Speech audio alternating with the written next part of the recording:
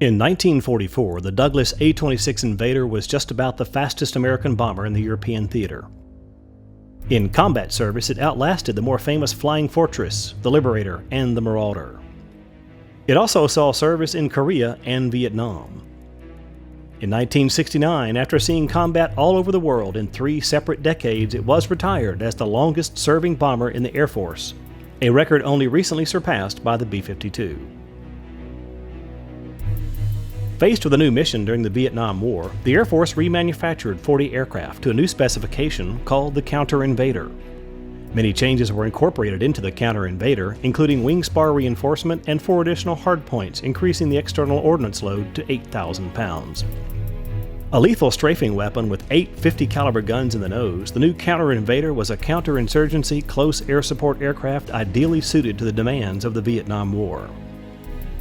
To extend mission capability to over 6 hours, distinctive permanent tip tanks were added, with enough fuel to feed the new engines now producing over 5,000 horsepower.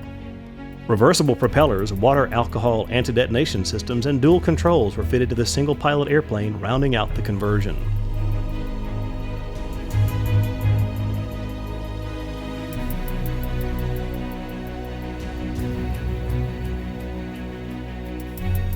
The Counter Invader was assigned to serve in the secret war fought out of NKP, Thailand. The mission of the 609th Special Operations Squadron was to stop supplies that the North Vietnamese were moving along the Ho Chi Minh Trail in Laos, thereby infiltrating war materiel into South Vietnam.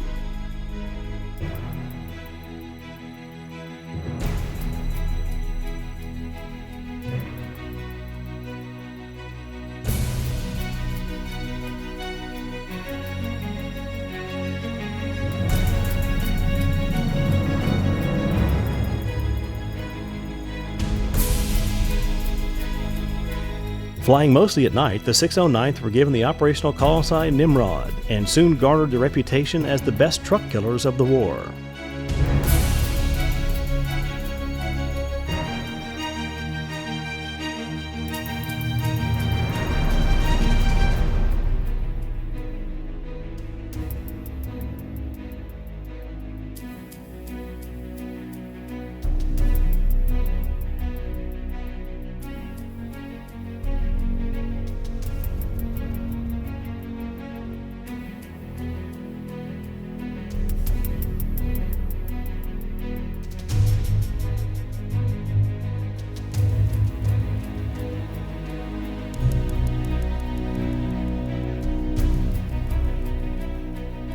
Removed from active service in 1969, many of the surviving Counter Invaders returned to the States. A few ended up as display aircraft at museums and airfields, while most were simply scrapped. One aircraft miraculously survived in civilian hands. The aircraft we call Special K was the last A-26 modified and narrowly missed being pressed into civilian service as a water bomber.